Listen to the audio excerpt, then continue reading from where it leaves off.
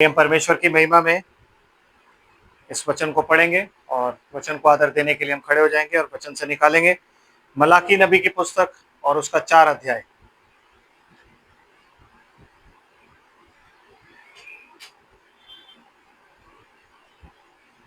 मलाकी नबी की पुस्तक उसका 4 अध्याय और मैं उसकी पहली आयत से आपके सामने पढ़ता हूँ। यहाँ यूँ लिखा है, क्योंकि देखो वो धधकते भट्टे का सा दिन आता है जब सब अभिमानी और दुराचारी लोग अनाज की खूंटी बन जाएंगे, और उस आने वाले दिन में वे ऐसे भस्म हो जाएंगे कि उनका पता तक ना रहेगा। सेनाओं के यहोवा का यही वचन है। परंतु तुम्हारे लिए जो मेरे नाम का भय मानते हो, धार्मिकता का सूर्योदय होगा और उसकी किरणों के द्वारा तुम चंगे हो जाओगे, और तुम निकल कर पाले हुए बछड़े की नाई कूदोगे और फांदोगे। तब तुम दुष्टों को लताड़ डालोगे, अर्थात मेरे उस ठहराए हुए दिन में वे तुम्हारे पांव के नीचे की राख बन जाएंगे। सेनाओं के यहोवा का यही वचन है। आमीन। मेरे दास मूसा की व्यवस्था अर्थात जो विधि और नियम मैंने सारे इजरायलियों के लिए उसको होरेब में दिए थे, उन्हें स्मरण रखो। देखो, यहोवा के उस बड़े और भयानक दिन के आने से पहले मैं तुम्हारे पास एलिया नबी को भेजूंगा, और वह पितरों के मन को उनके पुत्रों की ओर और पुत्रों के मन को उनके पितरों की ओर फेरेगा। ऐसा न हो कि मैं आकर पृथ्वी को सत्यानाश करूं। आमीन। आमीन। परमेश्वर की आशीष उसके पवित्र वचन के पढ़े और सुने जाने पर हो। आमीन। हम लोग प्रार्थना करते हैं। स्वर्ग और पृथ्वी के मालिक, हम आपके चरणों में हैं हमारे स्वर्गीय पिता, और सारे आदर और सारी महिमा के साथ आते हैं खुदावंद आपको देने के लिए, आपको चढ़ाने के लिए मेरे प्रभु, क्योंकि सारे आदर और महिमा के योग्य केवल आप हैं। पिता परमेश्वर, हम धन्यवाद करते हैं प्रभु आपकी उन तमाम भविष्यवाणियों के लिए जो आप हमें दिखा रहे हैं प्रभु जी, और पूरी कर रहे हैं प्रभु। आप ही का धन्यवाद हो प्रभु। हर बार जब कोई ना कोई प्रोफेसी पूरी होती है प्रभु, तो हमें पता लगता है प्रभु जी कि हमारा घर तूने कितना गहरा बनाया प्रभु। उस चट्टान पर बनाया जो चट्टान मसीह कहलाई जाती है प्रभु। तेरा धन्यवाद हो कि मेरे पिता परमेश्वर तूने मेरे प्रभु जी, मेरे खुदावंद इन बातों को ज्ञानवानों से छुपा रखा, और हम जैसे दूध पिए हुए बच्चों पर खोला प्रभु। हम जैसे निकम्मों को और तुच्छों को चुना, तेरा धन्यवाद हो। हम नीचों को चुना, तेरा धन्यवाद हो। ऐसे लोगों को चुना जिनकी कोई गिनती इस संसार में नहीं है प्रभु जी, हम तेरा धन्यवाद करते हैं प्रभु। तेरी अनुग्रह की दृष्टि हम पर बनी रहे पिता। तेरी दया और तेरी करुणा के लिए धन्यवाद करते हैं जो तूने हम पर करी। तेरा अनुग्रह हुआ कि हम तेरे लिए गीतों को गा सके मेरे प्रभु। जो गीत तूने दिए उनके लिए तेरा धन्यवाद है। और अब जब ये वचन भी तूने ही दिया है प्रभु जी, ये तेरा वचन है, कोई मनुष्य मेरे प्रभु जी इसको अपनी समझ अपनी बुद्धि के अनुसार मेरे प्रभु नहीं बता सकता मेरे प्रभु जी, और इसमें लिखी हुई बातों को ना सिखा सकता। वो केवल तेरा आत्मा करता है प्रभु जी। और मेरे पिता परमेश्वर, होने दे तो आज तू अपनी उस आत्मा के द्वारा प्रभु जी अपने वचन की बातों को सिखा मेरे प्रभु, ताकि मेरे पिता परमेश्वर हम और गहराई को जान सके मेरे प्रभु जी। मेरे प्रभु, वो तमाम बातें जो तूने गुप्त रखी आदि से मेरे प्रभु, उन्हें तू आज के युग में खोल रहा है, इसके लिए तेरा धन्यवाद है। तेरी तमाम बातों के लिए धन्यवाद करता हूँ प्रभु। सुनने वालों के कानों को और हृदय को डेडिकेट कर मेरे प्रभु, ताकि तेरी आवाज़ इनके कानों से होते हुए हृदय में प्रवेश करे और 100 गुना फल लाए। तेरा अनुग्रह मुझ पर हो, तेरी आत्मा का मसा हो प्रभु जी, ताकि तेरी आत्मा की अगुवाई में होके ही प्रभु जी हर बात बोली जाए। मेरे पिता परमेश्वर, मनुष्य की रीति पर कुछ भी ना हो, मेरी समझ कुछ भी ना हो प्रभु जी, जो कुछ भी हो तेरा वचन हो पिता। इस घर के चारों ओर मेरे प्रभु, इस भवन के चारों ओर तेरे अनुग्रह का बाड़ा रहे और तेरा दूध छावनी के रहे, ताकि कोई डिस्टर्बेंस क्रिएट ना हो। आत्मा और सच्चाई से हम तेरी इबादत करें। तमाम गलतियों और गुनाह अपराधों की हम माफी मांगते हैं। सब कुछ तुझे समर्पित करते हुए खुदावंद अपनी इस प्रार्थना को धन्यवाद के साथ अपनी किसी खूबी लियाकत से नहीं, वरन आपके प्यारे और इकलौते बेटे यीशु मसीह के अद्भुत नाम से मांगते हैं प्रभु। दया से आप इसे सुने और ग्रहण करें। आप सबको जय मसीह की। बैठ जाइए आप लोग। God bless you. God bless you all in the name of Lord Jesus Christ. Amen. I hope आप लोगों ने जो पहले वाले मैसेजेस है ना वो सुन लिए हैं। यूट्यूब पे जो मैसेज अभी पहले वाले डले थे ना, अगर वो आपने सुने होंगे तो ही आगे का आपको पता लगेगा, वरना कंफ्यूजन हो जाती है। आमेन। क्योंकि जब तक हमें ये नहीं पता होगा कि प्रॉफिट कौन था, प्रॉफिट क्या होता है, प्रॉफिट के साइंस क्या होते हैं, और एलिया ने क्या किया और एलीशा ने क्या किया, तो फिर हम आगे कैसे जानेंगे कि चीज़ें कैसे होंगी। आमेन। तो वो चीज़ें जानना बहुत ज़रूरी है। अगर नहीं सुना है तो संडे से पहले प्लीज सुन लीजिएगा। आमेन। ओके, तो आज हम बातचीत कर रहे हैं। अभी हमने देखा पहली बार एलिया अपनी आत्मा में आया। आमेन। एलिया जब आया तो कहते हैं कि एलिया एलियन था, परदेशी था। आमेन। और उसका कोई माँ बाप कुछ उसकी वंशावली नहीं बताई गई। फिर उसका स्वर्गारोहण हो जाता है। जब उसका स्वर्गारोहण होता है तो फिर उसकी चादर जो है वो किस पे गिरती है? एलीशा पे। एलीशा में एलिया की आत्मा का दूना भाग आ गया। आमीन। तो ये दूसरा हो गया कि एलिया की आत्मा को खुदा ने दूसरी बार यूज किया। अब खुदा एक बार फिर से एलिया की आत्मा को जब यूज करता है तो उसके बारे में वो बताता है। आमीन।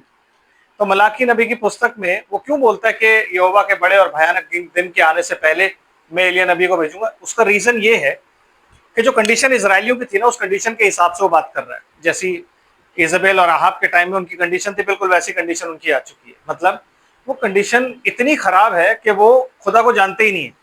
अब उनके पास सिर्फ रीति रिवाज है, अब उनके पास तमाम चीजें, मैंने पिछली बार भी बताया था जब मैं संडे को प्रीच कर रहा था, तो मैंने बताया था जो पर्व यहोवा के होते थे, यहोवा के पर्वों को अब क्या कहने जाने लगा? यहूदियों का पर्व। तो वो सारी चीजें उस हिसाब से चल रही थी। तो उनका पतन इतनी जबरदस्त तरीके हो रहा था ना आत्मिक रीति से, कि वो मतलब वो गायब हो जाते, उन्हें पता ही नहीं था किसी चीज के बारे में। आमीन। वो धीरे धीरे स्पिरिचुअली डेड हो रहे थे सारे के सारे। क्यों? क्योंकि उनका पूरा भरोसा किस पर था? फरीसियों पर, सदूकियों पर, व्यवस्थापकों पर, उनकी पुरनियों की रीतियों पर, इन सब चीजों से वो लोग चल रहे थे। आमीन। लेकिन तभी खुदा की एक प्रोफेसी आती है। आमीन। और यीशु मसीह के आने से लगभग 400 साल पहले ये प्रोफेसी होती है। और उस प्रोफेसी में मलाकी के जरिए वो एक बार फिर बताता है कि मैं एलिया नबी को फिर भेजूंगा। मैंने कहा ना, बड़ी इंपॉर्टेंट स्पिरिट है वो, बहुत ही महत्वपूर्ण आत्मा है, बहुत ही महत्वपूर्ण नबी है वो, जिसको खुदा बार बार भेज रहा है। आमीन। तो अब की बार जब एलिया नबी आया तीसरी बार, तो क्या लिखा है मलाकी नबी की पुस्तक में? क्या कहता है वो? क्योंकि देखो वह धधकते भट्टे का सा दिन आता है। आप सीधा उसकी 5th और 6th पे। देखो यहोवा के उस बड़े और भयानक दिन के आने से पहले मैं तुम्हारे पास एलिया नबी को भेजूंगा। ओके, ये एलिया नबी की थर्ड कमिंग है, ठीक है जी। थर्ड एलिया पार्ट 3 के तीसरी बार एलिया आ रहा है। आमीन। अब एलिया जब आ रहा है तो वो क्या कर रहा है ब्रदर? प्लीज। और वह पितरों के मन को तो उनके पहला काम जो वो करेगा वो क्या करेगा? वो पितरों के मन को उनके पुत्रों की ओर। वो करेगा क्या? फादर्स। आप लोगों की बाइबल में ना गलत लिखा हुआ, हिंदी की बाइबल में लिखा होगा माता पिता, तो गलत लिखा हुआ। जब आप इंग्लिश की बाइबल पढ़ते हो तो वहां पे क्या लिखा है? फादर्स, माता पिता नहीं है। आमीन। समझ रहे हो? तो ये कोई पारिवारिक वो नहीं है प्रोफेसी कि लड़के जिनको उनकी लड़कियां, उनकी बीवियां लेके चली गई हैं वो घर वापस ले आएंगी, या माँ बाप जिन्होंने अपने बच्चों को निकाल दिया है वो वापस उनको, ऐसा कुछ नहीं है। ये कोई पारिवारिक नहीं। नो। आमीन। ये कुछ और है। तो फादर्स के मन को किसकी ओर फेर देगा? वो children. And it is all about heart, मन। इससे पहले जो ओल्ड टेस्टमेंट था उसमें हर चीज क्या होती थी? व्यवस्था के अनुसार। आमीन। व्यवस्था किससे पूछी जाती थी? व्यवस्थापकों से।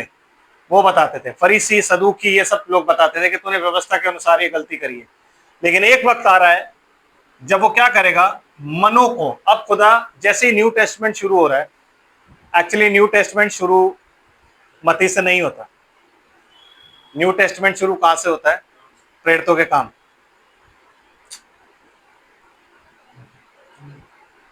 है, क्योंकि ओल्ड टेस्टमेंट जब शुरू होता है तो कहां से शुरू होता है?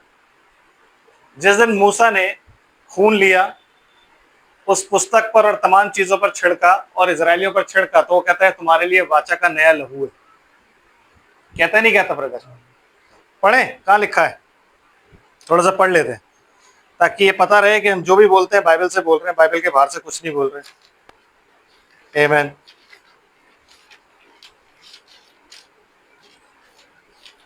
यस।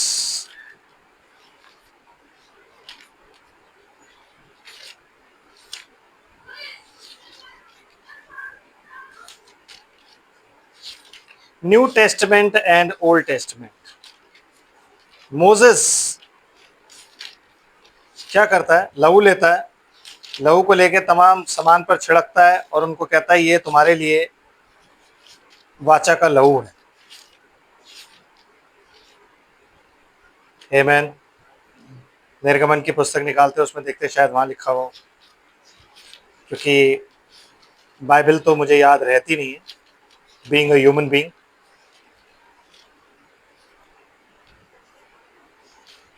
ओके, निर्गमन की पुस्तक उसका 24 अध्याय।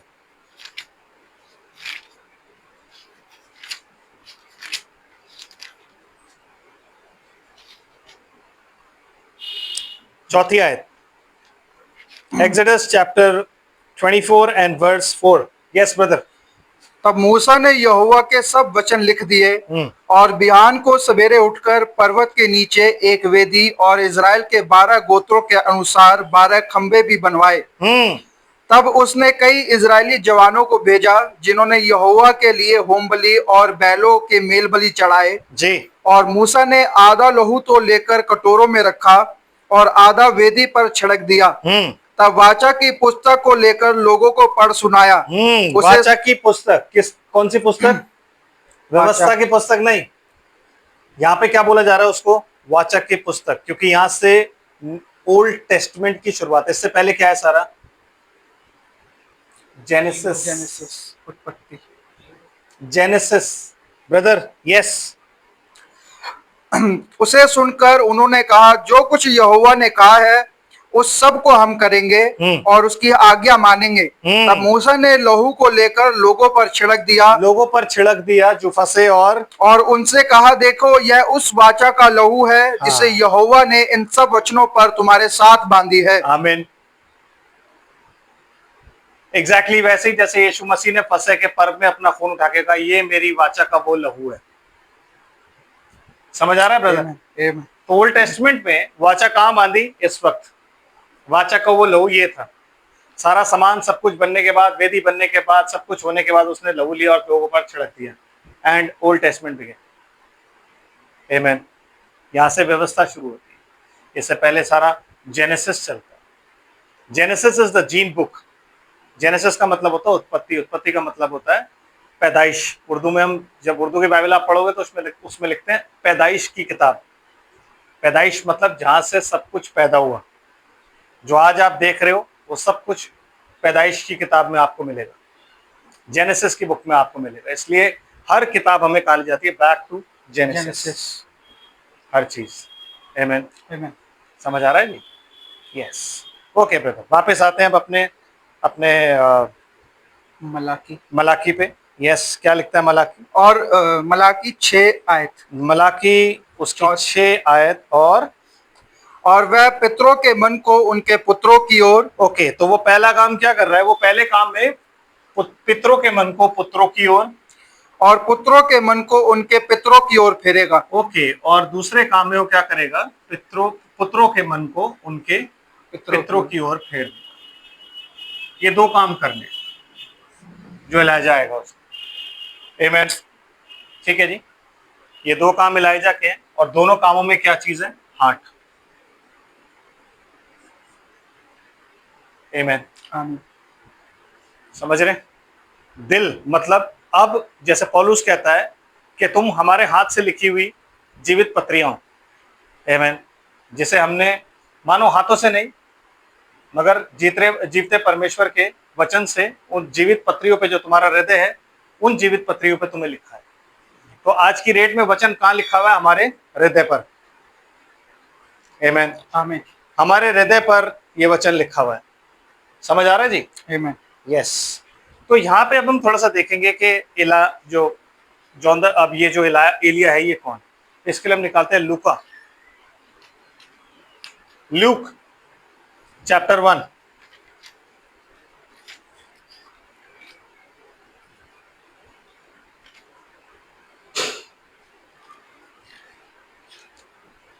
यस, चैप्टर 1 और उसकी ब्रदर हम पढ़ते हैं 8th वर्स से।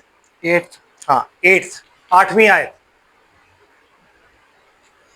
जब वह अपने दल की पारी पर परमेश्वर के सामने याजक का काम करता था तो याजकों कौन? जकरिया।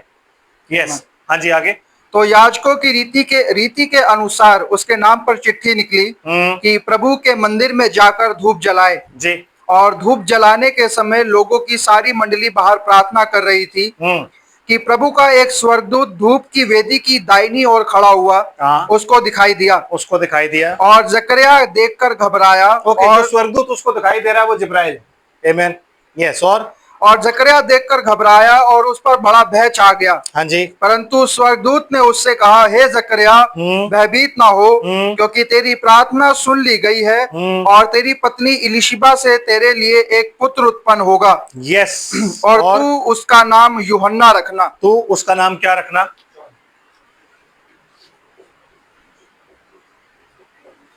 जॉन, यूहन्ना रखना। आमीन।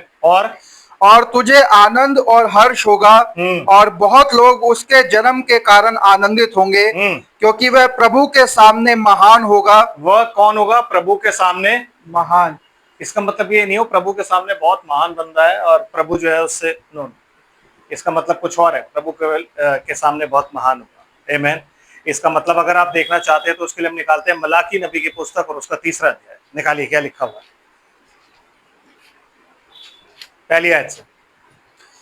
देखो मैं अपने दूत को भेजता हूँ, कहता है देखो मैं अपने एक दूत को भेजता हूँ, और वह मार्ग को मेरे आगे सुधारेगा। वो मार्ग को मेरे आगे सुधारेगा। मार्ग को सुधारने का मतलब क्या है ब्रदर? मार्ग क्या होता है बाइबल में? अगर मैं आपसे पूछूं मार्ग क्या है तो आप मुझे क्या बताओगे? मार्ग, सत्य और जीवन कौन है? यीशु मसीह। तो यीशु मसीह को वो सुधारेगा। मतलब वो दूत जो है उसकी जो मिनिस्ट्री है वो किसकी है? सुधार की। आमीन। समझ रहे हैं? लेकिन वो सुधारना क्या होता है? ऐसा नहीं है कि यीशु मसीह बिगड़ा हुआ पैदा हुआ था और उसको सुधार रहा है। नो। मतलब जब तक यीशु का बपतिस्मा नहीं हुआ तब तक परमेश्वर एंटर नहीं हो सकता उसमें। तो वो मार्ग सुधारने का मतलब है कि उसने यीशु मसीह का जैसे ही बपतिस्मा किया आत्मा उतर गया। तो क्या कर रहा है? रेस्टोर कर रहा है। किसको? मार्ग को। वो एक ऐसा दिन था जिस दिन पृथ्वी और स्वर्ग दोबारा मिले। वो एक ऐसा दिन था जिस दिन खुदा अपने लोगों में एक मनुष्य के जरिए मेल मिलाप करने के लिए उतर आया। आमीन। Yes brother. एंड और वह मार्ग को मेरे आगे सुधारेगा। हाँ जी। और प्रभु जिसे तुम ढूंढते हो। और प्रभु जिसे तुम ढूंढते हो, मतलब इजरायली किसको ढूंढ रहे थे? मसाया। जैसे आज भी वो ढूंढ रहे ना मसाया को। आमीन। आज भी वो मसाया को ही ढूंढ रहे। तो उस टाइम भी वो किसे ढूंढ रहे थे? मसाया को। राज्य किसका था? रोमन का। जब आप डैनियल नबी की पुस्तक पढ़ते हो, आप डैनियल का मैसेज पुराना अगर आपने सुना होगा तो उसमें मैंने बात बताई थी कि चौथा जो बीस्ट है, जो जंतु है, जो जानवर है, वो चौथा जानवर कौन है? रोम। आमीन। तो उस वक्त में रोम का राज्य था और उन्हें पता था, उन्हें पता अच्छी तरीके से मालूम थी बात कि रोम के राज्य को हटाने के लिए ही मसीह आएगा और आके उसको हटा के और फिर यहाँ पे राज्य करेगा। तो क्योंकि रोमन्स का राज्य था और वो इसका इंतजार कर रहे थे, मसाया को ढूंढ रहे थे, तो कहता प्रभु जिसे तुम ढूंढते हो वह अचानक अपने मंदिर में आ जाएगा। यस, अचानक अपने मंदिर में, मतलब यीशु जो था उसकी जो देह थी वो परमेश्वर का मंदिर था। इसलिए बाइबल हमें कहती है कि क्या तुम नहीं जानते कि तुम जीवते परमेश्वर का मंदिर हो? क्योंकि हम यीशु का हिस्सा हैं। जब हम बपतिस्मा लेते हैं तो हम यीशु मसीह का हिस्सा हो जाते हैं। जब हम उसका हिस्सा बन गए तो हमारी देह भी क्या हो गई? परमेश्वर का मंदिर। जब आत्मा फटती हुई जीभों की नाई आग की तरह उतरा और सब में बट गया चेलों में। आमीन। तो उस दिन वो जो पिलर ऑफ फायर घूमता था ना ब्रदर, उस दिन वो पिलर ऑफ फायर जो था वो डिवाइड हो गया। किन में? चेलों में। आमीन। और जब वो चेले एक साथ मिल जाते थे ना और एक साथ मिलकर प्रार्थना करते थे तो जमीन हिलने लग जाती थी, घर हिलने लग जाता था। क्यों? क्योंकि वो पिलर ऑफ फायर एक साथ आ जाता। समझ रहे हैं? तो उस दिन क्या हुआ? उस दिन प्रभु अचानक उसके अंदर आया और जब उसके अंदर आया तो आने के बाद फिर उसने अपनी सेवकाई शुरू करी। और प्रभु और क्या कहता ब्रदर? वह अचानक अपने मंदिर में आ जाएगा। हाँ जी। हाँ, वाचा का वह दूत जिसे तुम चाहते हो। हाँ, वाचा का वह दूत जिसे तुम चाहते, एंजल ऑफ द कवेनेंट जिसको तुम चाहते हो, सुनो वह आता है। सुनो वह आता है। सेनाओं के यहोवा का यही वचन है। आमीन। सेनाओं के यहोवा का यही वचन। तो एक बार फिर से एक ऐसा दूत आ रहा है, एक ऐसा एंजल आ रहा है जो क्या कर रहा है, रेस्टोर। यीशु मसीह कहता है मेरे बिना कोई भी परमेश्वर तक नहीं पहुंच सकता। मतलब क्या है, परमेश्वर तक पहुंचने का जो मार्ग है वो कौन है, वो मैं हूं, वो यीशु मसीह है। बिना उसके आप नहीं पहुंच सकते। आमीन। तो उस मार्ग को पाने के लिए, उस मार्ग को रिवील करने के लिए यूहन्ना बपतिस्मा देने वाला बपतिस्मा इसलिए देता हुआ आया क्योंकि वो ये चेक कर रहा था कि कौन सा इनमें से मसीह, क्योंकि उसे भी नहीं पता था कि मसीह कौन है। तो जब वो बपतिस्मा दे के ऊपर आते थे तो वो ऊपर देखता था कि आत्मा उतर रहा है नहीं उतर रहा। आमीन। तो जब तक यीशु पर आत्मा नहीं उतर गया तब तक वो बपतिस्मा देते के चेक करता रहा। जब उतर गया तो उसे पता लग गया यही है। आमीन, है कि नहीं? एंड ब्रदर आगे क्या लिखा है, लूका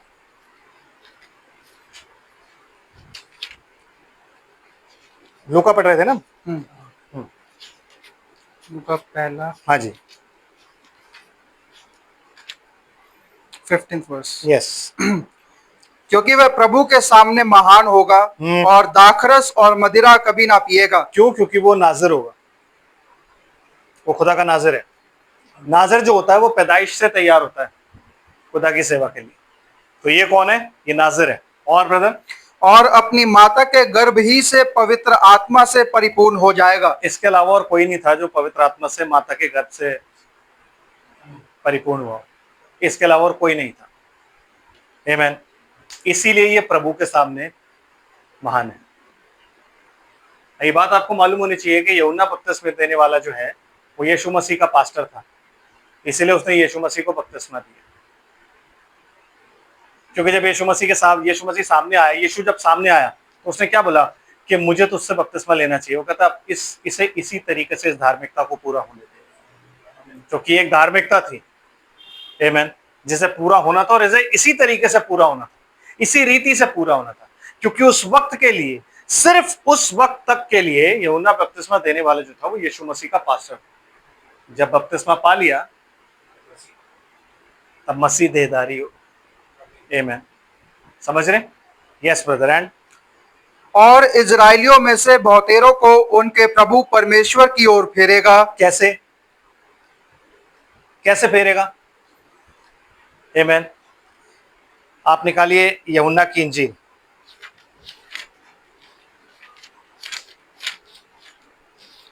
यूहन्ना उसका दूसरा अध्याय,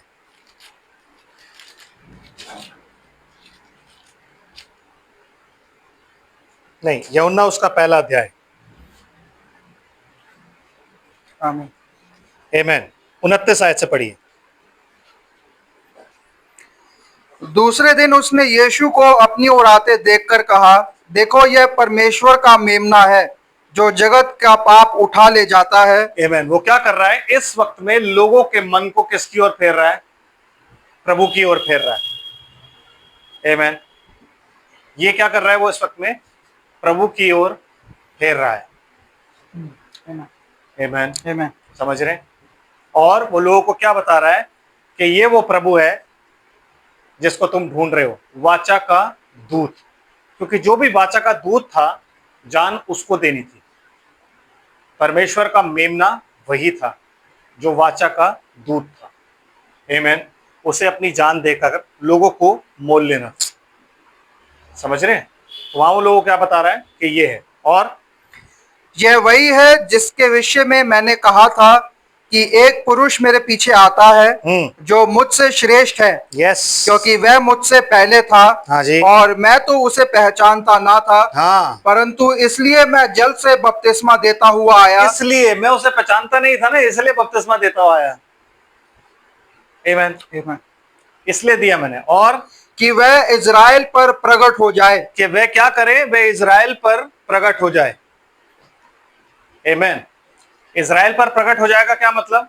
वो बपतिस्मा देता हुआ इसलिए आया ताकि वो इजराइल पर प्रकट हो जाए। मतलब एक चीज आपको याद रखनी है कि यूहन्ना का बपतिस्मा जिसने लिया ना, यीशु मसीह उस पर प्रकट हुआ। आमीन।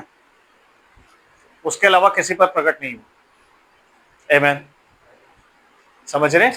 उसके अलावा किसी पर प्रकट नहीं हुआ। जिसने यूहन्ना के मैसेज का विश्वास किया, जिसने यूहन्ना के मैसेज को एक्सेप्ट किया, जिसने यूहन्ना के मैसेज को पूरी विश्वास के साथ एक्सेप्ट किया, वो जो था यीशु मसीह को पहचान पाया, उस पर यीशु मसीह प्रकट हुआ, उसके अलावा और किसी पर नहीं। इस चीज को गौर से समझिए कि वो वचन में क्या कह रहा है कि मैं बपतिस्मा इसलिए देता हुआ आया ताकि वो इजराइल पर प्रकट हो जाए।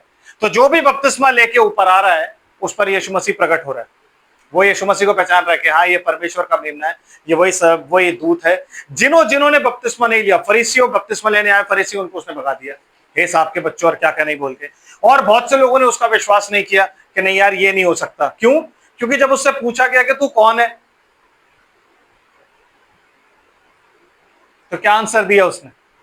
पहला अध्याय ब्रदर, यही अध्याय है ना, इसी अध्याय में 19 नहीं 18 आयत, चलो 19 से ही पढ़ो।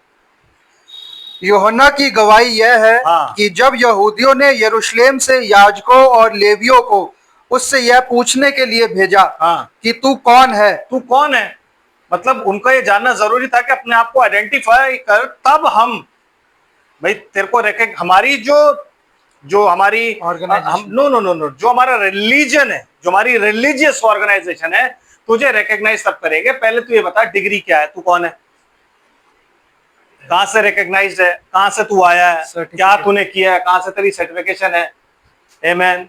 कौन से व्यवस्था, क्या गमलीएल के कॉलेज का है, क्या उसके कॉलेज का है, क्या फरीसी के कॉलेज का है, क्या नतने, मतलब किसके कॉलेज का है, तू अपने बारे में अपनी इंट्रोडक्शन दे। तो इंट्रोडक्शन देखिए क्या दे रहा है वो। तो उसने यह मान लिया और इनकार नहीं किया, परंतु मान लिया कि मैं मसीह नहीं हूं। सबसे पहली चीज जो उससे पूछ गई, क्या तू मसीह है? उसने कहा भाई मैं मसीह नहीं। आमीन। फिर तब उन्होंने उससे पूछा तो फिर कौन है, तो फिर तू कौन है, क्या तू एलिया है? पहली चीज उनसे पूछी, क्या तू एलिया है? उसने क्या बोला? उसने कहा मैं नहीं हूं। अरे यार अभी तो आप बाइबल में पढ़ रहे हो कि एलिया, अभी तो आपने यूहन्ना लूका में पढ़ा कि वो एलिया था, अब वो ही मना कर रहा है कि मैं एलिया नहीं हूं।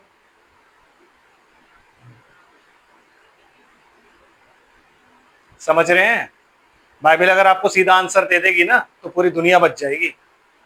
इस चीज को हमेशा याद रखिए। और ये कोई कहानी या कोई नावल नहीं है कि सस्पेंस छोड़ दिया और आपको पता ना, जानबूझ के रिडल्स, इसलिए वो कहता है मैं दृष्टांतों में बातें करूंगा। तो बाइबल जो है वो किस में लिखी गई है? दृष्टांतों में, ताकि आप उन चीजों के लिए ना स्ट्रगल करें। कहता है तू मेरे राज्य की खोज कर, मतलब उसका राज्य कहीं छुपा हुआ है। खोज का मतलब होता है ढूंढना, सरल भाषा में उसे कहते हैं ढूंढना। इसका मतलब कोई छुपा हुआ है, उसको आपको ढूंढना है।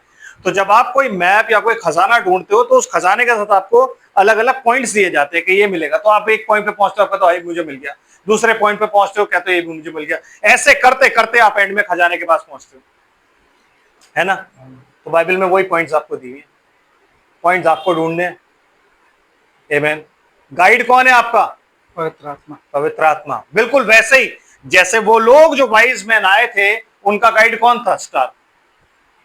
वो स्टार आज की डेट में कौन है? यीशु मसीह। यीशु मसीह, उसका आत्मा जो आपको कहां लेके जाएगा? पुत्र के पास, उद्धारकर्ता के पास। क्योंकि वाइज मैन कब चलते थे? रात को। आप भी कब चल रहे हो? रात को। और इस रात में आपको ढूंढना भी है। इसलिए यीशु मसीह कहता है जो रात को चलता है वो ठोकर खाता है, क्योंकि उसमें प्रकाश नहीं है। आमीन। आप और मैं जो है वो जुगनू है। यस, हम में प्रकाश होना चाहिए। आमीन।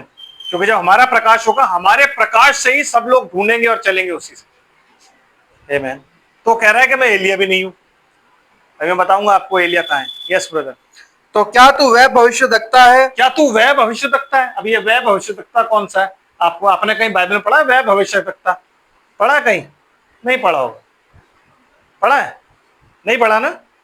मूसा कहता है, यस, मूसा कहता है मेरे समान तुम में से एक भविष्यद्वक्ता खड़ा होगा। मूसा ने नाम बताया था? नहीं। इसलिए क्या कह रहे हैं? वह भविष्यद्वक्ता है वह। तो क्या कह रहा है? उसने उत्तर दिया कि नहीं। भाई साहब, इतना कंफ्यूजिंग कैरेक्टर बाइबल में कोई भी नहीं होगा। इसलिए इजरायलियों ने यीशु मसीह पर विश्वास नहीं किया, क्योंकि जो उसको फॉरन कर रहा है ना वही उल्टे सीधे जवाब दे रहा है। दैट इज वाई आज के युग में भी जो फॉरन कर रहा है उसको लोग उस पर विश्वास ही नहीं कर पाते। आमीन।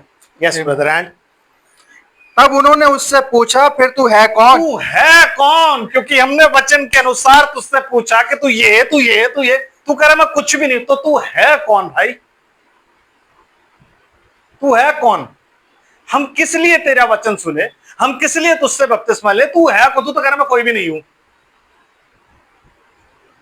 न्यू टेस्टमेंट शुरू हो रहा है, और न्यू टेस्टमेंट कौन शुरू कर रहा है? यूहन्ना। ओल्ड टेस्टमेंट का आखिरी प्रॉफिट है यूहन्ना। जहां से न्यू टेस्टमेंट का प्रॉफिट आएगा यीशु मसीह। God prophet, not God's prophet, God prophet. और वो लोगों को कंफ्यूज कर रहा है खड़े होके। आमेन। Yes brother. एंड ताकि हम अपने भेजने वालों को उत्तर दें। हाँ, क्योंकि भेजने वालों ने पूछा भाई पूछ के आओ कहाँ का है। अगर वो कहीं का है तो हम उसे फिर अफिलिएटेड करते हैं अपनी एजेंसी के अनुसार, अपने अपने जो हमारी रिलीजन की जो हमारी एडमिनिस्ट्रेटिव डिपार्टमेंट है उसके अनुसार हम उसको सर्टिफिकेट दें, और फिर हम जाके मिले उसके साथ, फोटो वोटो खिंचवाएं, उसकी मीटिंग्स रखें। ये उसकी मीटिंग्स रखेंगे फिर हम। Yes and brother. उसने कहा, मैं जैसा यशाया भविष्यद्वक्ता ने कहा है, जंगल में एक पुकारने वाले का शब्द हूँ। हाँ, मैं जंगल में पुकारने वाले का शब्द हूँ कि तुम प्रभु का मार्ग सीधा करो। तुम प्रभु का मार्ग सीधा करो। बस ये मैं एक शब्द हूं। Amen. Voice in the wilderness. अब आप अगर होते उस टाइम पे, एक सिंपल सी बात है, आप और मैं होते उस टाइम पे, तो क्या हम यूहन्ना का विश्वास करते? करते ब्रदर? केस है, नहीं करते। नहीं करते ना। हमारी बुद्धि बहुत तेज चलती है। यस, क्योंकि हम जब सोचते तो किसके अनुसार सोचते? फरीसी, शास्त्री और प्रोफेसी। उसने तो खुद इनकार कर दिया मैं एलिया नहीं हूं। वो तो खुद कह रहा है मैं मसीह नहीं हूं। वो तो खुद कह रहा है मैं वे भविष्यद्वक्ता नहीं हूं। मैं कौन हूं? पुकारने वाले का एक शब्द हूं। तो जब उन्होंने जाकर उनको ही बोला, हटा, पागल है, हम नहीं बात कर रहे उससे। आमेन। एंड ब्रदर, ये फरीसियों की ओर से भेजे गए थे। उन्होंने उससे यह प्रश्न पूछा कि यदि तू ना मसीह है, ना एलिया और ना वह भविष्यद्वक्ता है, तो फिर बपतिस्मा क्यों देता है? तो फिर तू भाई तेरी मतलब तू बपतिस्मा, यही सवाल उन्होंने किससे किया था? यीशु मसीह से, कि ये तू ये काम किसकी आज्ञा से करता है? कब? जब उसने बेतसदा के पूल में एक आदमी को चंगा किया और बाकी सबको छोड़ दिया। जब उसने मंदिर में कोड़े लगाए, धड़ाधड़ मारा लोगों को, जब कोड़े से मार मार के, तो फरीसी आ गए, मंदिर के ठेकेदार तो हमें, ये कौन होता हमारा बिजनेस बर्बाद करने वाला, कि हम वहां पे मनी चेंजर बैठा रखे थे और ये बैठा रखा था और हम वहां पे कबूतर भी बेच रहे थे, सब कुछ करे। वो हमारा बिजनेस था। क्यों? उन लोगों से उनको ठेका मिलता था महीने का। तो ऐसा नहीं है कि आज आप सोचो कि नहीं यार, ये हम जो बाहर जो रेडियां लगी होती हैं वो लोग ऐसे थे। नहीं, ये रिलीजियस लीडर्स लेते थे। आप आ जाओ चर्च के बाहर, लगा लो अपनी दुकान कोई, मान जाऊंगा अगर आप लगा लोगे तो। वो कितने टाइम से तो वो कोशिश कर रहा है लगाने की। आप उन्हें यूं कह दो कि पत्ती है आपकी, फिर देखो। यस, मैं बता रहा हूं ना आपको, क्योंकि बिजनेस हर कोई चाहता है कि बिजनेस हो ये, और उस टाइम से बिजनेस की शुरुआत, ये आज से नहीं, पता नहीं कब से चल रही है। तो जब उनका बिजनेस खराब होगा, उन्होंने बचा तू किसकी आज्ञा से सब काम कर रहा है? Same question. क्यों? क्योंकि वो उनके रिलीजन के विरुद्ध था। वो व्यक्ति जो था वो उनके रिलीजन के अगेंस्ट खड़ा हुआ था। आमेन। यस। तो फिर यूहन्ना से भी वो ये पूछ रहे कि भाई तू फिर किस अधिकार से बपतिस्मा क्यों दे रहा है? क्यों दे रहा है? जब तू ये भी नहीं, वो भी नहीं, ये भी नहीं, वो भी नहीं, कुछ भी नहीं है, तो तू बपतिस्मा क्यों दे रहा है? अब वो बताता है मैं बपतिस्मा क्यों दे रहा हूं। यूहन्ना ने उनको उत्तर दिया कि मैं तो जल से बपतिस्मा देता हूँ जी, परंतु तुम्हारे बीच में एक व्यक्ति खड़ा है जिसे तुम नहीं जानते, अर्थात मेरे बाद आने वाला है जी, जिसकी जूती का बंद मैं खोलने के योग्य नहीं। कह रहा है जिसे तुम नहीं जानते लेकिन मैं जानता हूं। तो यीशु मसीह कहां था उस वक्त जब ये सारी बातें हो रही थी? यस, वो वहीं खड़ा हुआ था। कह रहा तुम्हारे बीच में एक आदमी खड़ा था, उन्होंने पलट पलट के देखा, लेकिन यीशु मसीह तो ऐसी मतलब बुरी कंडीशन में था, उसको कोई बहुत, उसका रूप भी ऐसा नहीं था कि वो देख के लगे कि भाई ये कुछ हो सकता है। तो लोगों ने अगर उसकी तरफ देखा भी, उन्होंने कहा ये तो हो ही नहीं सकता किसी भी हालत में, उसको तो छोड़ ही दो। नो, कुछ एक पर्सनैलिटी होती है बंदे की, एक पर्सनैलिटी होती है, एक प्रेजेंस होती है, स्टेज प्रेजेंस कहते हो ना, एक स्टेज प्रेजेंस होती है, वो सब यीशु मसीह के पास नहीं थी। आमेन। और ब्रदर, ये बातें यरदन के पार बैतनिया में हुई, हाँ जी। जहाँ यूहन्ना बपतिस्मा देता था। जी, दूसरे दिन उसने यीशु को अपनी ओर आते देखकर कहा, अब यहां से चल रहा है प्रोग्राम। यस, देखो यह परमेश्वर का मेमना है जो जगत का पाप उठा ले जाता है। आमीन। यह वही है जिसके विषय में मैंने कहा था कि एक पुरुष मेरे पीछे आता है। अब यहाँ खड़े होकर वो क्या कह रहा है? देखो ये परमेश्वर का मेमना है जो जगत के पाप उठा ले जाता है। तो जब वो ये बात बोल रहा है तो वो क्या कर रहा है? किन से बोल रहा है वो ये बात? इजराइलियों से। किन इजरायलियों से?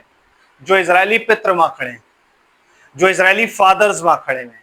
तो क्या कर रहा है? इजरायली फादर्स का मन किसकी ओर फेर रहा है? चिल्ड्रन। बिकॉज यीशु मसीह जब आया तो यीशु मसीह कौन था? पुत्र, son of man, son of God. और चेले कौन बन गए? चिल्ड्रन ऑफ गॉड, परमेश्वर की संतान। कह रहा है जितनों ने उसको अर्थात उसके नाम पर विश्वास किया और उसे ग्रहण किया, उतनों को परमेश्वर ने अपनी संतान होने का अधिकार दिया। आमीन।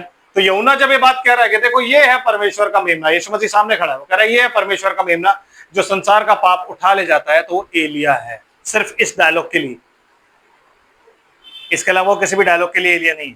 बाकी वो जो भी काम कर रहा है, बपतिस्मा दे रहा है या जो भी कर रहा है, ये भी कर रहा है, वो सारे काम वो क्या कर रहा है? प्रभु का मार्ग सुधारो। एलिया नबी, सॉरी यशाया नबी, मलाकी नबी, कि मैं अपने दूत को तेरे आगे भेजता हूं, वो मलाकी नबी। आमीन।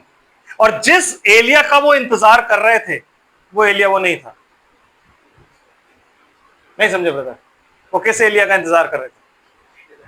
जो एंड में आएगा। नहीं नहीं, जो एंड में आएगा का तो मतलब ये तो आप जो एंड में आएगा तो ऐसे बोल रहे हो जैसे उस टाइम पे उनको पता था कि एक और एंड में भी आएगा। नो, प्रोफेसी दोबारा पढ़ो, मलाकी। नहीं नहीं नहीं नहीं, वो सही, वो आप सही कह रहे हो, लेकिन प्रोफेसी क्या है? 4 अध्याय 5वीं आयत क्या लिखा है?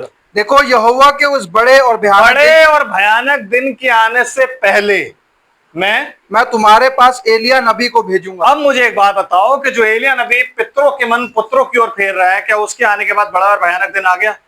लेकिन जो इजरायली थे वो उसी एलिया का इंतजार कर रहे थे जो बड़े और भयानक दिन के आने से पहले आएगा।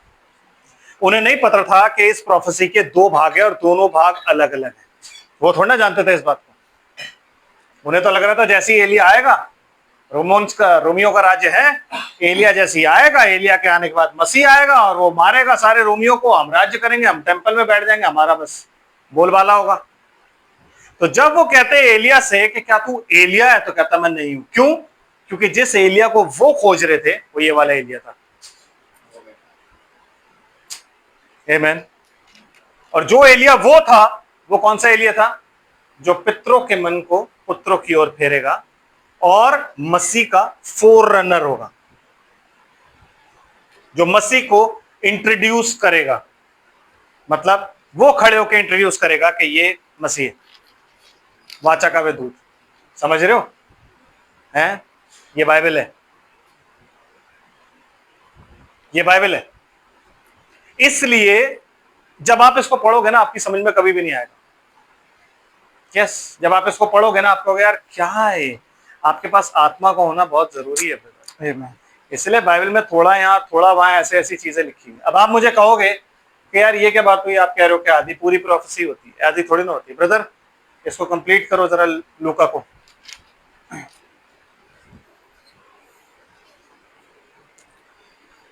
16 है। और इजराइलियों में से बहुतेरों को उनके प्रभु परमेश्वर की ओर फेरेगा। यस, वह एलिया की आत्मा और सामर्थ में होकर उसके आगे आगे चलेगा। अब सुनिए, मैंने बताया ना प्रोफेसी पूरी क्या थी कि वो एलिया की आत्मा और सामर्थ में होकर कहां चलेगा? प्रभु के आगे आगे, मतलब फोररन करेगा। फोररन मतलब जब मसीह आने वाला होगा तो उसके आने से पहले कौन आएगा? एलिया आएगा। आमीन। और एलिया ही लोगों को बताएगा कि देखो ये मसीह है, तुम मेरे पीछे मत चलो, इसके पीछे चलो। ठीक है, ये उसका काम है, उस एलिया का। लेकिन बड़ा और भयानक दिन अभी आया नहीं है। वो बड़ा और भयानक दिन नहीं था, इसलिए उसने मना कर दिया कि मैं एलिया नहीं हूं, क्योंकि उसको पता था कि ये किसको पूछ रहे हैं। ये उस एलिया को ढूंढ रहे हैं जो बड़े और भयानक दिन के, जो कि पुत्रों के मन को पितरों की ओर फेरेगा। तो उसने मना कर दिया, मैं तो वो हूं ही नहीं। आमीन। मेरा तो एक ही काम है, क्या? पितरों के मन को पुत्रों की ओर फेरना। और क्या लिखा है ब्रदर? कि उसके आगे आगे चलेगा कि जी। पितरों का मन लड़के बालों की ओर फेर दे। हाँ जी, और किसका मन? ये यूहन्ना बपतिस्मा देने वाले के विषय में भविष्यवाणी हो रही है, जॉन द बैप्टिस्ट। आमेन। ये भविष्यवाणी हो रही है, और भविष्यवाणी कहाँ कंप्लीट होती है कि वो ये सारे काम करके क्या करेगा? पितरों के मन को, दोबारा पढ़िए ब्रदर। कि पितरों का मन लड़के बालों की ओर फेर दे। हाँ जी। और आज्ञा ना मानने वालों को धर्मियों की समझ पर लाए। ये और प्रभु मतलब के लिए यहीं तक की प्रोफेसी कंप्लीट हो गई है। मतलब ये यहीं तक की प्रोफेसी, इसके आगे कोई प्रोफेसी नहीं, क्योंकि इसकी आगे की प्रोफेसी अभी पूरी होनी है। कब? बड़े और भयानक दिन के आने से पहले। नहीं तो अगर ये दोनों प्रोफेसी उसी टाइम में पूरी हो गई तो बड़ा और भयानक दिन आया क्यों नहीं? तो कई पास्टर्स ने बोला भी इसलिए नहीं आया क्योंकि वो बड़ा दिन था। ईसाइयों के लिए बड़ा दिन कब आता है? बस तो यीशु मसीह पैदा हुआ तो बड़ा दिन था, वो भयानक अभी आएगा। ब्रदर ये 2000 का 2 सालों का अंतर थोड़ी ना इसमें। बड़ा दिन हमारे लिए क्यों? क्योंकि वो हमें लेने आ रहा है। बड़ा दिन इजरायलियों के लिए क्यों? क्योंकि उनका मसीहा आ रहा है। भयानक दिन किन के लिए? उन लोगों के लिए जिन्होंने मसीह को रिजेक्ट कर दिया, जिन्होंने इस वचन को रिजेक्ट कर दिया, जो जेंटाइल लैंड में रहते हैं। उन जो जेंटाइल लैंड में रहते हुए इस वचन को रिजेक्ट कर रहे हैं, जो ईसाइयों में रहते हुए इस वचन को रिजेक्ट कर रहे हैं, जो डिनोमिनेशन में रहते हुए इस वचन को रिजेक्ट कर रहे हैं, जो इजराइल में रहते हुए अपने मसाया को जब अभी जब वहां पे प्रचार होगा मूसा और एलिया के द्वारा, उसे रिजेक्ट करेंगे वो उस प्रचार को, क्योंकि कोई और प्रचार नहीं हुआ। यही होगा जो मैं आपके सामने कर रहा हूं, और कोई प्रचार नहीं है। आमीन। समझ आ रहा है आपको? हैं?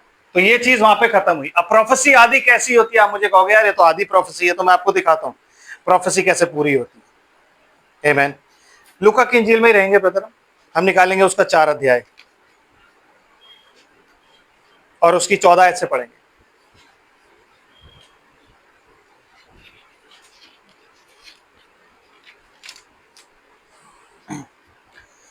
फिर यीशु आत्मा की सामर्थ से भरा हुआ गलील को लौटा।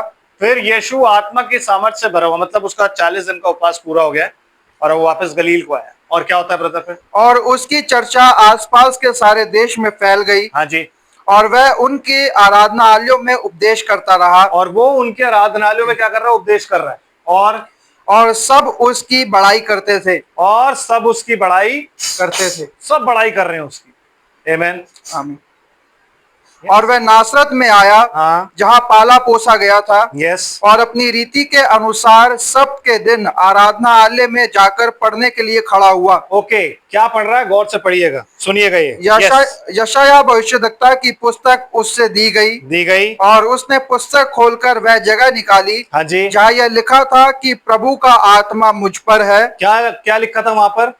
सबसे पहली चीज जो लिखी थी वो क्या? प्रभु का आत्मा मुझ पर है, इसलिए कि उसने कंगालों को सुसमाचार सुनाने के लिए मेरा अभिषेक किया है। ओके। और मुझे इसलिए भेजा है कि बंधुओं को छुटकारे का, यस, और अंधों को दृष्टि पाने का सुसमाचार प्रचार करूं। और कुचले हुओं को छुड़ाऊं, और प्रभु के प्रसन्न रहने के वर्ष का प्रचार करूं। तब उसने पुस्तक बंद करके सेवक, क्या ये प्रोफेसी उतनी ही थी? हैं? चेक करने के लिए निकाल लेते हैं यशायाह नबी की पुस्तक और उसका 61 अध्याय, आयसाया 61।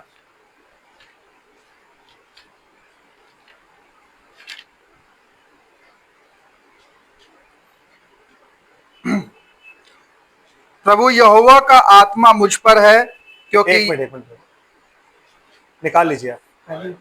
आयत, पहली आयत 61 अध्याय पहली आयत 61 and verse 1। Yes brother, now. प्रभु यहोवा का आत्मा मुझ पर है, आमीन। क्योंकि यहोवा ने सुसमाचार सुनाने के लिए मेरा अभिषेक किया। यस, और मुझे यही भाग यीशु मसीह वहां पे पढ़ रहा है, ठीक है। और मुझे इसलिए भेजा है कि खेदित मन के लोगों को शांति दूं। यस, कि बंधुओं के लिए स्वतंत्रता का, हाँ, और कैदियों के लिए छुटकारे का प्रचार करूं। हाँ, कि यहोवा के प्रसन्न रहने के वर्ष का और हमारे परमेश्वर के पलटा लेने के दिन का प्रचार करूं। ये तो उसने नहीं पढ़ा? क्या पढ़ा है? नहीं पढ़ा। पढ़ा कि नहीं? नहीं। कहां तक उसने पढ़ा? यहोवा के प्रसन्न रहने के वर्ष, यहोवा के प्रसन्न रहने के वर्ष का प्रचार करूं। आमीन। लेकिन उसके पलटे लेने का वर्ष का प्रचार नहीं करना। क्या करना आगे? क्या लिखा है? और हमारे परमेश्वर के पलटा लेने के दिन का प्रचार करूं, हाँ। कि सब विलाप करने वालों को शांति दूं, हाँ। और सियोन के विलाप करने वालों के सिर पर की राख दूर करके हाँ। सुंदर पगड़ी बांध दूं। ये इतनी लंबी प्रोफेसी है कि अब आप इसे पढ़ोगे ना तो आप कहोगे यार पूरी क्यों नहीं करी पूरी? क्योंकि प्रोफेसी पार्ट्स में है बेटा। यीशु मसीह जब आया तो उसने सिर्फ पहले भाग को पूरा किया। आमीन। जो जजमेंट है उसको पूरा नहीं कर रहा, क्योंकि लिखा पलटा लेने का दिन। ये कौन सा दिन है? बड़ा और भयानक दिन। इसलिए एलिया जब आया तो एलिया ने भी पहले भाग को पूरा किया, बाकी भाग छोड़ दिया उसने। बड़ा और भयानक दिन छोड़ दिया। और यीशु मसीह भी जब अपने विषय में कह रहा है कि वो जब जमीन पर आया है और बात कर रहा है, तो वो किसकी बात कर रहा है? प्रसन्न रहने के वर्ष की वो बात कर रहा है। उसका उसने क्या किया? प्रचार किया। आमीन। किसका प्रचार किया? मिलेनियम का। किसका प्रचार किया? पवित्र आत्मा का। आमीन। परमेश्वर हमेशा से चाहता था कि उसका वास लोगों के बीच में और लोगों के अंदर हो। हमेशा से वो चाहता था, लेकिन मसीह जब तक नहीं आया तब तक ये संभव नहीं था। तो जैसे ही मसीह आया, लोगों के अंदर, हम सब के अंदर परमेश्वर का आत्मा समा गया। और जब परमेश्वर का आत्मा समाया तो इससे बढ़कर उसके लिए खुशी कोई नहीं थी। इसीलिए वो कहता है मैं दाग का रस तब तक ना पीऊंगा जब तक परमेश्वर के राज्य, अपने पिता के राज्य में आना पूरा ना कर दूं। आमीन। तो आपको क्या लगता है जब आप होली कम्युनियन लेते हो तो यीशु मसीह आपके साथ कम्युनियन लेता है, क्योंकि उसका आत्मा आपके अंदर है। आमीन। समझ रहे हो? मिलेनियम में आप वहां पे कोई, यहाँ जब आओगे ना मिलेनियम में नीचे, तो आप यहाँ पे कोई जश्न मनाने नहीं आ रहे हो। मिलेनियम में जब आप नीचे आओगे तो आपको काम करना है। वो राज्य कर रहा होगा, आप जहां जहां जगह पे आपको ठहराया जाएगा वहां पे आप भी राज्य करोगे। इसलिए वो राजाओं का राजा और प्रभुओं का प्रभु है। आमीन। समझ रहे हैं आप? इसलिए होली कम्युनियन जब आप आज ले रहे हो तब आप ये काम कर रहे हो। तो वो जो प्रोफेसी, अब यीशु मसीह अगर प्रोफेसी पार्ट्स में पूरी कर रहा है तो इसलिए कर रहा है क्योंकि उसको पता है एलिया भी पार्ट्स में ही है। आमीन। लेकिन खुदा इसको, एलिया को कैसे इंट्रोड्यूस करता मालूम आपको? लूका की इंजील और उसका 3रा अध्याय क्या कहता है ब्रदर? 3रा अध्याय पहली आय। पहली आयत से। यस यस यस, पहली आयत। तिब्रियुस कैसर के राज्य के 15वें वर्ष में, जब पुन्तियुस पिलातुस यहूदिया का हाकिम था। सुनिए सुनिए, बंदों के नाम सुनिए। जिन जिन लोगों के यहाँ पे नाम लिए जा रहे हैं वो उस वक्त के सबसे बड़े, गरीब नहीं भाई, सबसे सामर्थी लोग थे उस जगह। तो सबसे पहला सामर्थी कौन था? तिब्रियुस कैसर। Caesar, he was the king. King को सीजर बोला जाता था। तो तिब्रियुस कैसर के राज्य के 15वें वर्ष में, हाँ, जब पुन्तियुस पिलातुस यहूदिया का हाकिम था। यस, पहला पुन्तियुस पिलातुस था। और गलील में हेरोदेस नाम चौथाई का, इतुरिया और थ्रोकनितिस में उसका भाई फिलिपुस, और अबिलेने में लिसानियास चौथाई के राजा थे। यस। और जब हन्ना और कैफा महायाजक थे, ऐसा पहली बार हुआ था हिस्ट्री में कि एक टाइम में 2 महायाजक हो, और वो ये टाइम था। हन्ना और कैफा दोनों महायाजक थे, ससुर और दामाद। 2 महायाजक इजराइल में पाए जाते। आमीन। तो इतने बड़े बड़े जब दिग्गज थे और इतनी बड़ी बड़ी चीजें थी, 2 महायाजक थे इजराइल में, तब परमेश्वर क्या करता है? उस समय परमेश्वर का वचन जंगल में जकरिया के पुत्र यूहन्ना के पास पहुंचा। किसके पास पहुंचा? उस समय कहां पहुंचा? जंगल में। इसलिए वो कहता है कि मैं कौन हूं? जंगल में पुकारने वाले का एक शब्द हूं। तो परमेश्वर जब वो 9 साल का था उसे कहां ले गया था? जंगल में, ट्रेनिंग देने के लिए। और वो वही ट्रेनिंग पाता था। इसलिए वो, आप ये मत सोचिए बहुत सभ्य आदमी था कि वो आके आराम से बात करेगा और ऐसे। नो नो नो, वो बदतमीज था। जैसे जाट उज्जट नहीं होते, जैसे गांव के देहात के लोग आप बोलते हो कि यार ये बड़े बदतमीज होते हैं, वो उस टाइप का बंदा। मैनर्स नहीं थी, सोसाइटी के साथ वो कभी भी नहीं रहा था। तो वो जैसे ही बाहर आया, उसने बाहर आते ही बोलना शुरू कर दिया कि कुलाड़ा पेड़ों की जड़ पर रखा। उसने आते ही बोलना शुरू कर दिया, हे सांप के बच्चों। जैसे ही उसने हेरोदेस को देखा, उसने छूटते ही बोला, हेरोदेस तुझे हेरोदियास को रखना ठीक नहीं। क्यों? क्योंकि वो तेरे भाई की पत्नी है, तू उसे नहीं रख सकता। आमेन। हेरोदेस डर गया, हेरोदियास नफरत करने लगी। है कि नहीं? उसने जितने भी रिलीजियस वहां के जो लीडर्स थे उनको क्या बुलाया? सांप के बच्चों। यीशु मसीह से पहले किसने बुलाया? सांप के बच्चों, यूहन्ना बपतिस्मा देने वाले ने। आमेन। क्योंकि आत्मा किसकी थी? एलिया की। ट्रेडिशंस उसको पसंद नहीं थे। आमेन। रीतियां, रिवाज, ये सब चीजें उसको पसंद नहीं थी। रिलीजन उसको पता नहीं था। वो जिंदा परमेश्वर का रिश्ता जोड़ने आया था। इसलिए यूहन्ना में वो क्या कहता है कि मैं जल से बपतिस्मा देता हुआ इसलिए आया ताकि वो इजरायलियों पर प्रकट हो जाए। इसलिए मैंने आपको बोला, जिन जिन को उसने बपतिस्मा दिया उन्हीं पर प्रकट हुआ है, उसके अलावा और किसी पर प्रकट नहीं हुआ ब्रदर। आमीन। और यूहन्ना 1 अध्याय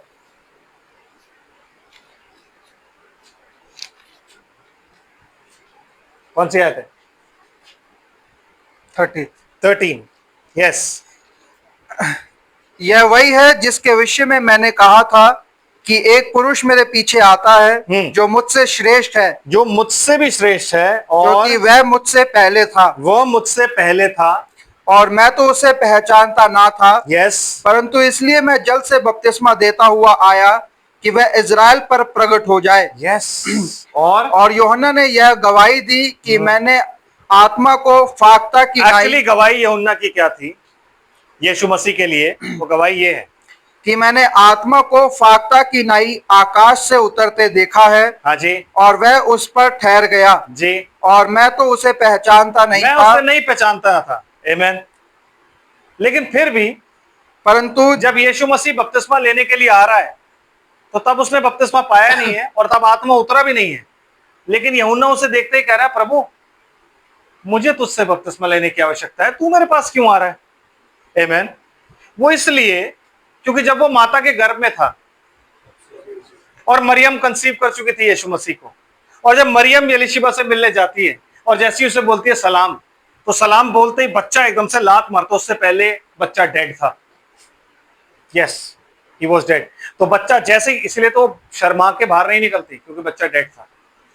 और उसी दिन जैसे उसने सलाम बोला, उसने लात मारी। क्यों? वो पहचान गया। तभी तो कहती है मेरे प्रभु की माता। वो उस वक्त पवित्र आत्मा से परिपूर्ण हुई। पढ़ा आपने? पढ़ा है लूका की इंजील में क्या लिखा हुआ है? आमीन। लूका 2 अध्याय। लूका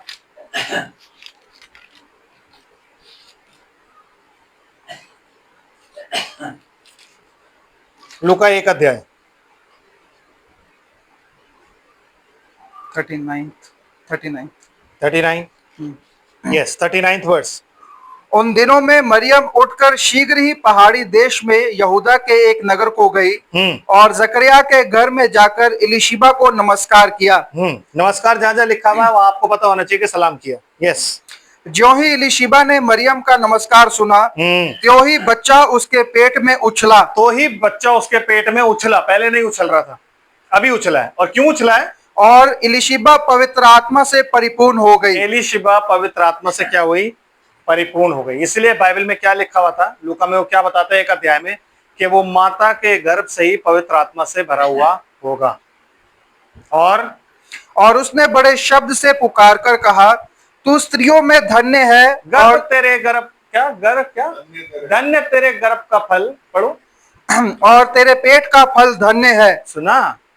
यहां से रोजरी निकली है, यहां से निकली है, थोड़ा और कहीं से लिया है, थोड़ा और कहीं से लिया है। और यह अनुग्रह मुझे कहां से हुआ कि मेरे प्रभु की माता मेरे पास आई। मेरे प्रभु की माता मेरे पास आई। आमीन। तो जब वो पवित्र आत्मा से परिपूर्ण हुई, उस दिन यूहन्ना ने यीशु को देखा था। तो जब यीशु बपतिस्मा लेने के लिए सीधा सीधा यूहन्ना के पास आ रहा है, तो यूहन्ना सोच रहा है मैंने कहां देखा, कहां देखा, कहां देखा, इसे कहीं देखा है, इसे कहीं देखा है, इसे कहीं देखा है। तो जब तक वो बिल्कुल पास आया, वो पहचान गया कि ये तो वही है जो मुझसे माता के घर में मिलने आया था। इसीलिए वो क्या कह रहा है? प्रभु मुझे तुझसे बपतिस्मा लेने की आवश्यकता है, तू कहां आ गया बपतिस्मा लेने? तो यीशु मसीह कहता है कि अभी इस धार्मिकता को इसी रीति से पूरा होने दे। मतलब आज तू मेरा पास्टर है। यूहन्ना बपतिस्मा देने वाला यीशु मसीह का पास्टर है। आमीन। लेकिन जब बपतिस्मा दिया और देखे जब ऊपर आया, ऊपर आने के बाद सब कुछ चेंज हो गया। आमीन। अब यीशु यीशु नहीं रहा, यीशु क्या बन गया? मसीह। मसीह है कि नहीं? आमीन। समझ आ रहा है आपको? यस। ये है लूका, ये है एलिया। आमीन। थोड़ा सा और आगे चलते हैं लूका में। यस ब्रदर, निकालते हैं लूका नबी, लूका की इंजील और उसका 25 चौथा अध्याय 25 आयत।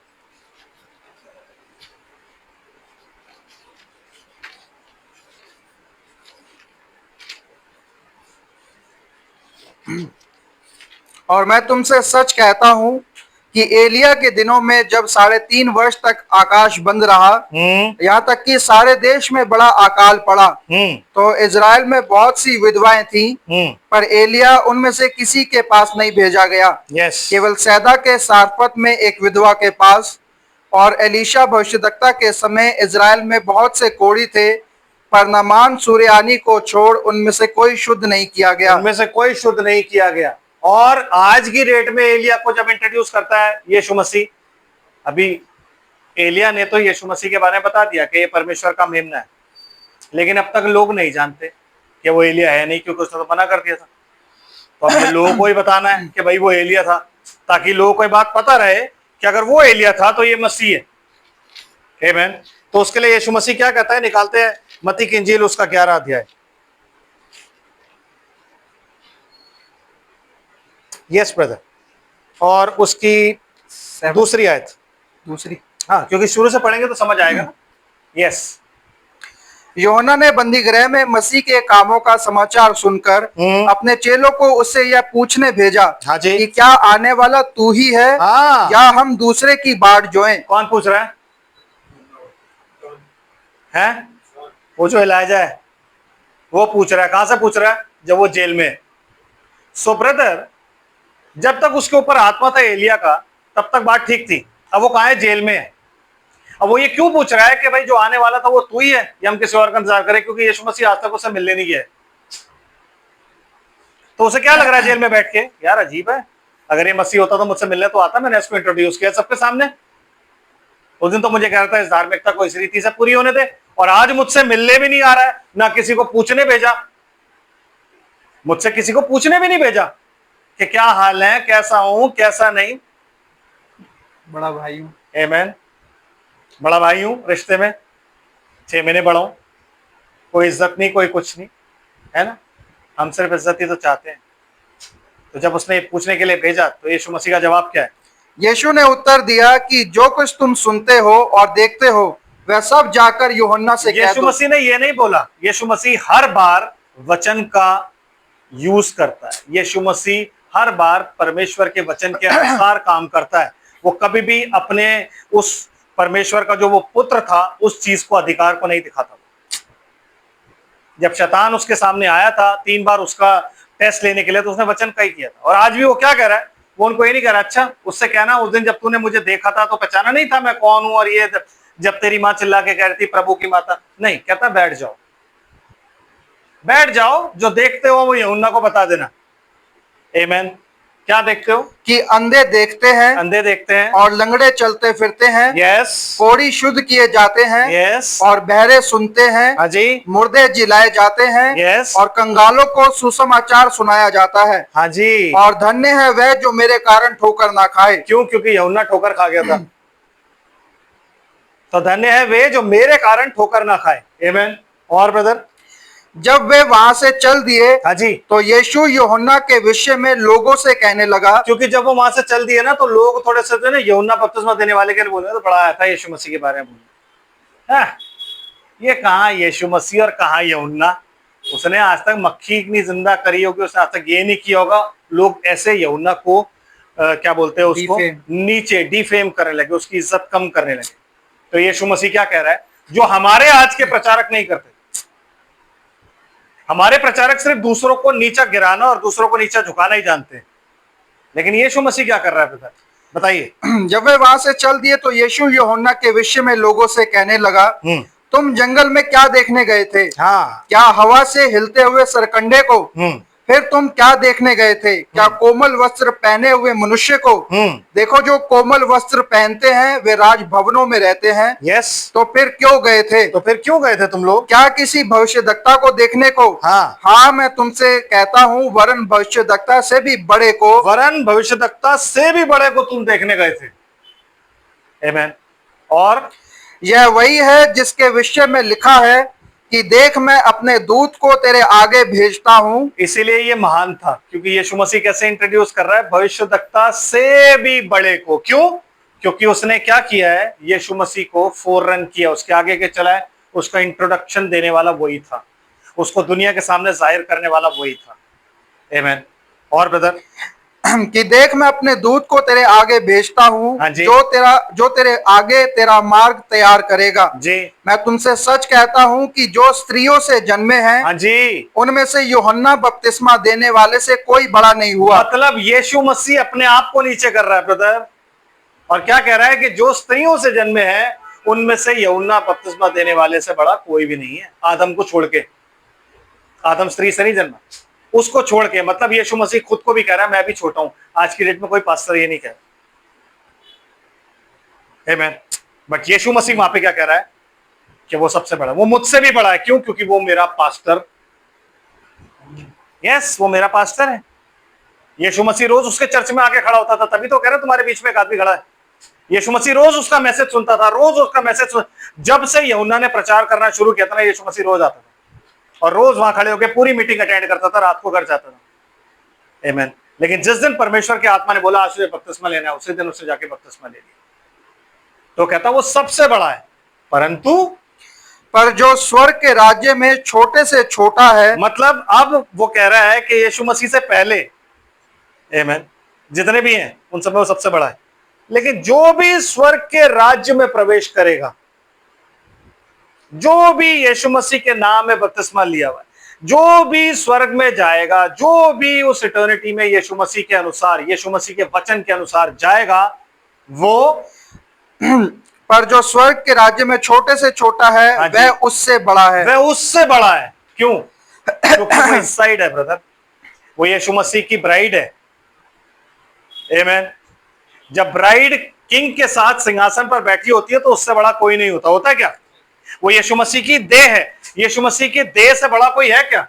चाहे वो कोई भी प्रॉफिट क्यों ना हो, चाहे वो कोई भी, चाहे अब्राहम क्यों ना हो brother, bride is different and Old testament profits, ये सब डिफरेंट है, ये सब डिफरेंट है। जो दुल्हन है ना, उसकी अहमियत ही कुछ और है परमेश्वर की नजरों में। वो कह रहा है वो सबसे ऊंची है। बच्चा भी जो प्रवेश कर रहा है ना, वो छोटे से छोटा जो है ना, वो भी बड़ा है ये उनमें से। क्यों? क्योंकि वो यीशु मसीह की दुल्हन है। आमीन। और यीशु मसीह की दुल्हन का मतलब है, आप खुद समझ सकते हैं, स्वर्ग पर सिंहासन पर विराजमान, जिसको यीशु मसीह खुद देख के क्या बोलेगा, हे पिता, ये मेरी पत्नी जिसमें मैं प्रसन्न हूं। हेप्सिबा, हेप्सिबा का मतलब क्या होता है? इन हुम आई एम वेल प्लीज्ड। उस दिन तू क्या कहेगी अपने आप को? हेप्सिबा, जिसमें खुदा रहने से खुश है। आमीन। और ब्रदर, यूहन्ना बपतिस्मा देने वाले के दिनों से अब तक स्वर्ग के राज्य पर जोर हो रहा है जी, और बलवान उसे छीन लेते हैं जी। यूहन्ना तक सारे भविष्यद्वक्ता और व्यवस्था भविष्यवाणी करते रहे, और चाहो तो मानो एलिया जो आने वाला था वो यही है। चाहो तो मानो, मतलब कोई तुम्हारे ऊपर जोर जबरदस्ती नहीं है ब्रदर। ऐसी कोई जोर जबरदस्ती नहीं है कि हम जबरदस्ती किसी को मनवाएं और बोले कि नहीं भाई ये एलिया है। चाहो तो मानो, खुद यीशु मसीह कह रहा है कि एलिया जो आने वाला था तो यही है। आमीन। समझ रहे? अब एक जगह और वो एलिया के बारे में कुछ कहता है, वो भी सुनते हैं। क्या लिखा है वहां पे? मत्ती की इंजील और उसका 17 अध्याय।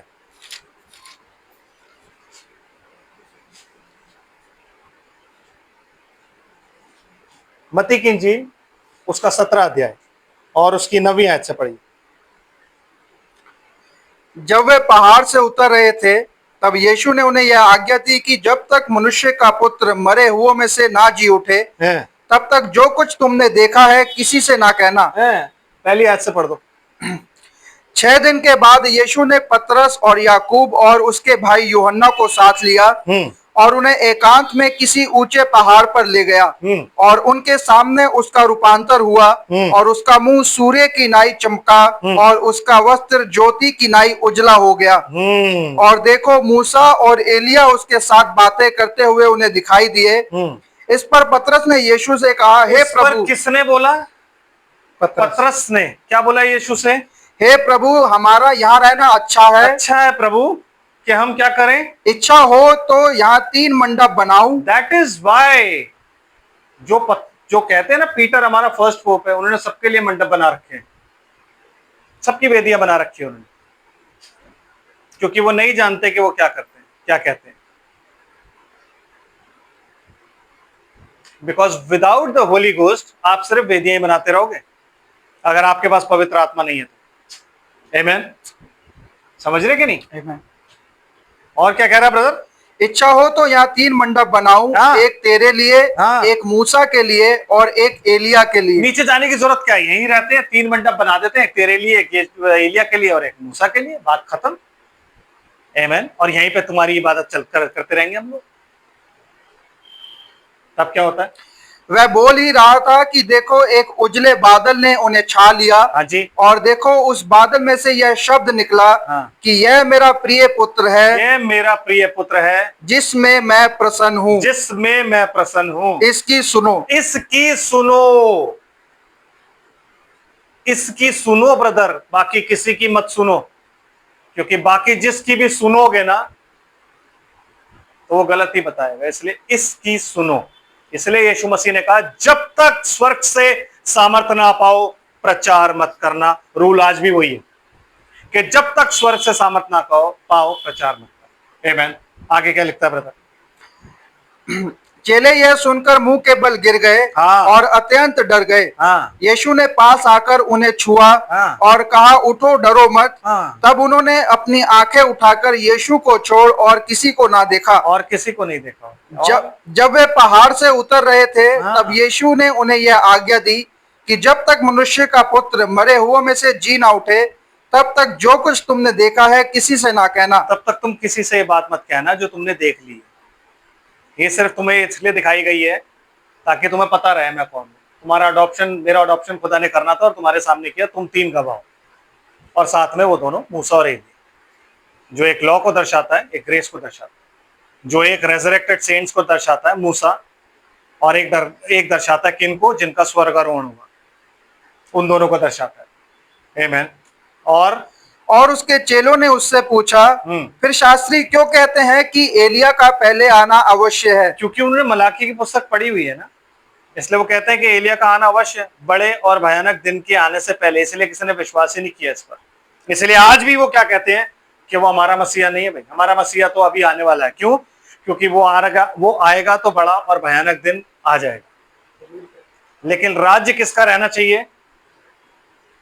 रोम का मेरे भाई, रोम का। तो जब यीशु मसीह वहां पे था तो किसका राज्य था? रोम। आज जब यीशु मसीह हमारे बीच में और हमारी पूरी जेंटाइल लैंड में पाया जाता तो राज्य किसका है? पापल रोम। रोम का। आज भी रोम का ही राज्य, तब भी रोम का ही राज्य था और आने वाले टाइम में भी रोम का ही राज्य होगा। जब हम प्रकाशित वाक्य की पुस्तक में आगे चलेंगे तो इन चीजों को देखेंगे। और ब्रदर? उसने उत्तर दिया कि एलिया तो आएगा और सब कुछ सुधारेगा। मतलब एलिया तो आएगा और इस पार्ट को पूरा करेगा, क्योंकि ये पार्ट तो किसने पूरा कर दिया? यूहन्ना ने। उन्हें बोला कि एलिया, फिर क्यों कहते हैं शास्त्री कि एलिया का आना अवश्य? कहते हैं एलिया तो आएगा और सब कुछ सुधारेगा। मतलब वो क्या करेगा? पुत्रों के मन को पितरों की ओर फेरेगा। परंतु मैं तुमसे कहता हूं कि एलिया आ चुका। एलिया आ चुका है, मतलब ये वाला भाग जो है ये पूरा हो गया है और उन्होंने उसे नहीं पहचाना। उन्होंने उसे नहीं पहचाना। तो जैसा उन्होंने उस दिन उसे नहीं पहचाना था, आज भी नहीं पहचानेंगे।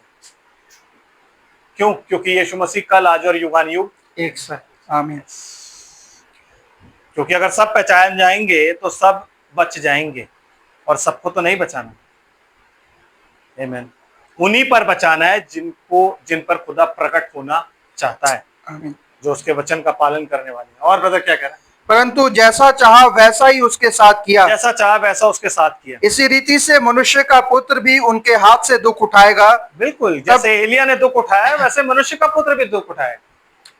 तब वो समझे, तब चेलों ने समझा कि उसने हमसे यूहन्ना बपतिस्मा देने वाले के विषय में चेलों ने समझा क्या उसने हमसे किसके विषय में बोला है? यूहन्ना बपतिस्मा देने वाले। क्योंकि जैसे अब उनको क्यों समझ में आया कि यूहन्ना बपतिस्मा, क्योंकि यूहन्ना बपतिस्मा देने वाले का तो सर काटा गया था। अच्छा, तो जैसा उसने जेल में पड़ा, दुख उठाया और तमाम चीजें उसके साथ हुई, वैसे ही मसीह भी दुख उठाएगा। इसका मतलब उसने किसके विषय में बोला है? यूहन्ना बपतिस्मा देने वाले के विषय में, कि एलिया तो आएगा, एलिया तो आ चुका, पर उन्होंने जैसा उसके साथ चाहा वैसा किया। तो ब्रदर, वो जो टाइम था जॉन द बैप्टिस्ट का, वो इसका था कि वो इजरायली पुरनियों के मन किसकी ओर फेरे? यीशु मसीह की ओर, और उन तमाम चेलों की ओर जो यीशु मसीह के बाद हुए। और ऐसा हुआ भी, क्योंकि बाइबल कहती है बहुत बड़ा फरीसियों का जो पंथ था वो आके चेलों में शामिल हो गया था, उन्होंने यीशु मसीह को ग्रहण कर लिया था। ऐसा हुआ भी कब? जब निकोदेमुस यीशु मसीह के पास आता है। क्या लिखा है ब्रदर? यूहन्ना 3 अध्याय पहली आयत से। फरीसियों में से निकोदेमुस नाम एक मनुष्य था जो यहूदियों का सरदार था। यहूदियों का क्या है वो? और फरीसियों में से मतलब वो बड़ा वेल नोन बंदा है, और वो यीशु मसीह के पास आया, और उसने रात को यीशु के पास आकर उससे दिन में नहीं आया डर की वजह से, क्योंकि भाई दिन में आऊंगा तो मेरे को निकाल देंगे, तो रात को आता है, और रात को आकर उससे कहा, हे रब्बी, हम जानते हैं कि तू परमेश्वर की ओर से गुरु होकर आया है जी, क्योंकि कोई इन चिन्हों को जो तू दिखाता है यदि परमेश्वर उसके साथ ना हो तो नहीं दिखा सकता। मतलब ये है कि उसने एक्सेप्ट किया कि ये परमेश्वर की तरफ से निकल कर आया। क्यों? क्योंकि चिन्ह और अद्भुत काम दिखा रहा है। उसने ये एक्सेप्ट किया। अगर फरीसियों का बहुत बड़ा सरदार उसको रब्बी कह रहा है तो इसका मतलब वो एक्सेप्ट कर रहा है कि मसीह है। तो जो यूहन्ना ने इंट्रोड्यूस किया था उसको इसने ग्रहण किया। एक और है जिसने इसको ग्रहण किया। कौन था वो था अरमतिया का यूसुफ, जिसने पिलातुस से उसकी लोथ को मांग लिया। आमीन। निकालते हैं, मती या लूका ही निकाल लेते, आखिरी अध्याय।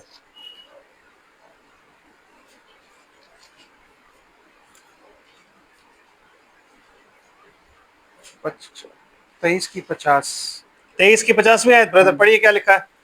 और देखो, यूसुफ नाम एक मंत्री जो सज्जन और धर्मी पुरुष था और उनके विचार और उनके इस काम से प्रसन्न ना था। इस काम से वो उनके प्रसन्न नहीं था। और वह यहूदियों के नगर अरिमतिया का रहने वाला और अरिमतिया का यूसुफ था वो, और परमेश्वर के राज्य की बाट जोने वाला था।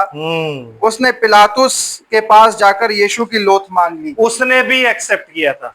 ये दो लोग तो मैं आपको बता रहा हूं, इसके अलावा बहुत थे। आमीन।